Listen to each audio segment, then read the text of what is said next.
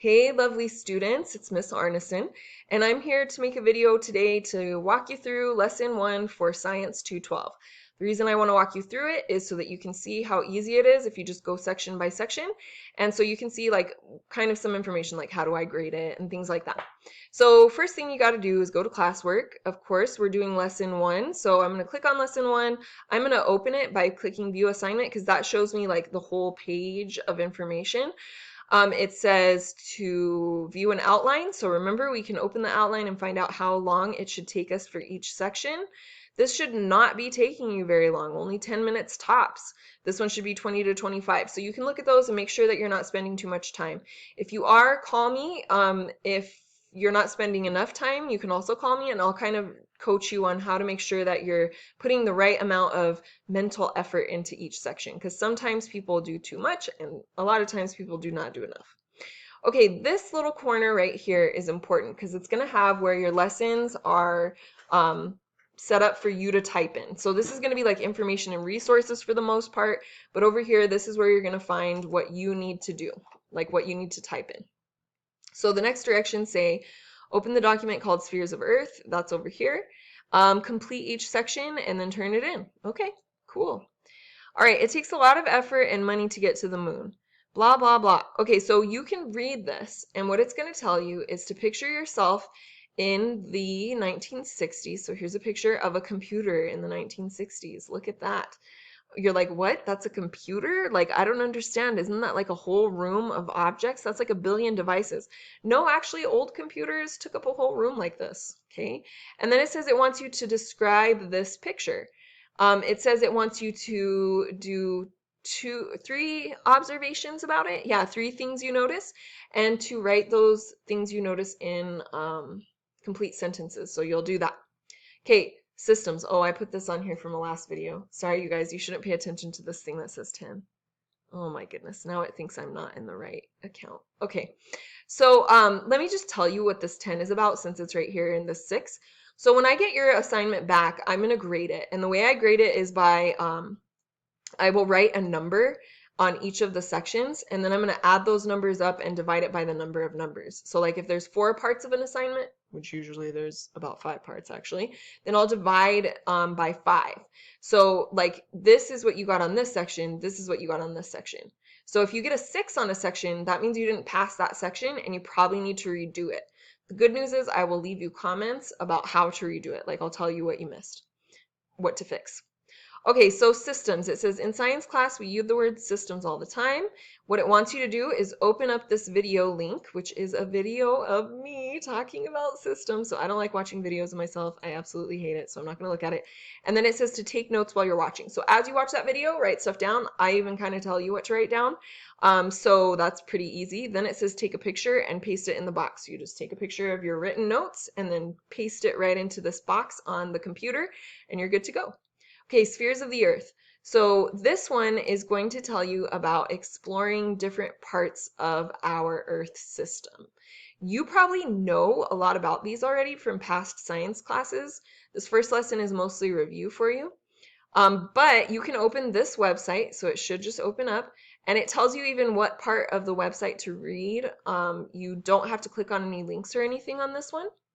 So you can go through it and kind of learn a little bit about each section.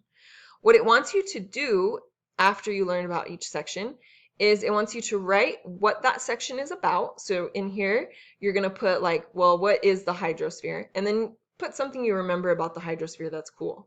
Do not use direct quotes on this. I want you to read the little paragraph about the geosphere, and then I want you to write down what it's about and one cool thing you remember about it.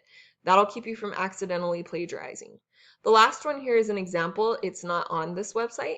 The reason I put it on here is because it's really important to science class. In fact, some of our lessons are just going to be about how the humans are impacting the earth, so the anthroposphere. Anytime you see anthro at the beginning of a word, it's going to be about people and humans. So it says all the parts of the earth that humans interact with, like buildings, genetically engineered organisms, pollution, computers, all of those things are part of the anthroposphere. I would say this is not a fun fact, but it's very important. Humans are ruining the earth, and we have really changed every single sphere of the earth by our modifications. And That's really troubling because the system was built naturally by nature, by evolution, and we are changing it. And so there's going to be consequences for that. And unfortunately, the consequences are we're going to like run out of food and water, but people aren't freaking out about it. And I don't know why. I freak out about it every day. Sorry, that was my soapbox. Okay, comparing and contrasting the Earth and Moon system. Okay, so you're going to need to read this little paragraph and then you have to explain. What you're going to do is you're going to go to this website about the moon. It tells you how much to read about the website about the moon, so like you don't have to read the whole thing. And then you're going to be talking about what is different between the Earth and the moon, because the moon is covered in impact craters. So if you look at the moon, you can see like these evidence of the whacking in billions of years ago. So like you can see that a rock's, landed right there and it made a little puff of the surrounding materials, and you can still see it to this day. Why is that true? Why can we still see those on the moon, but we can't see them on the Earth? There are some impact craters on the Earth, but they're much harder to find because because the Earth is different. I can't tell you why because that's part of your guys' task on this section.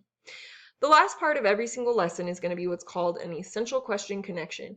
I told you guys that the most important part of this class is the essential questions. The reason why is because if you can answer those essential questions, then you probably will be able to get a good grade on the test. On the final exam, you're going to have 3 short answer questions. Those questions are these essential questions. So every lesson, what you're going to need to do is figure out how does this lesson connect to one of the 3 essential questions. This is a great place to get bonus points because some of the lessons will answer multiple questions. You only have to write about one and you only have to write 2 to 3 sentences about it. But if you write more, then you can get bonus points. Like if you're really connecting every lesson, I'm going to give you a lot of bonus points because that is so much evidence about what you're learning. And that makes me happy because I'm a teacher and I care about what you're learning.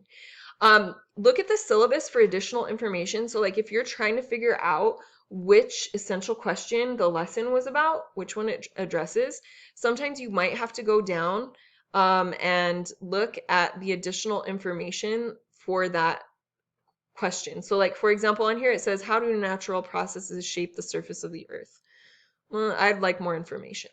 Okay, well, here's a bunch of vocabulary words and descriptions of what that means. And so you can come over here and you can look at it and see if you think that's the essential question that it's answering. One thing is that there's probably like a billion right answers to every essential question connection. So there's so many ways to get this section right. Like this is basically, what do you think? What have you learned? And so there's going to be a different answer for every single student, which I always love because there's like no one right answer to this question. It just depends on you and what you're learning. All right, I think that's all I want to say, except for I need to show you how to turn this assignment in. So once you get finished, oh, that's why I can't edit it because I already turned it in on a previous video that I made and then deleted because it got to 17 minutes long and I didn't want to put you through that. So this is where you would push the button that says turn it in. It'll ask you, are you sure you want to turn it in? You say yes, and then I can look at it. Once I return it to you, that's when you're going to look at comments and try to do some revisions. You can resubmit it for more points. One thing I want to say is there's only going to be 7 lessons in this class. So each of them are worth 10 points. If you're getting an average of 7 or higher on your assignments, that means you're on track to pass. If you're not, that means that you need to do revisions for sure to make sure you're understanding. Make your goal to get an A+ in this class because you totally can do it. And it'll raise your GPA. So that's always nice. All right, guys, I hope you have a great day.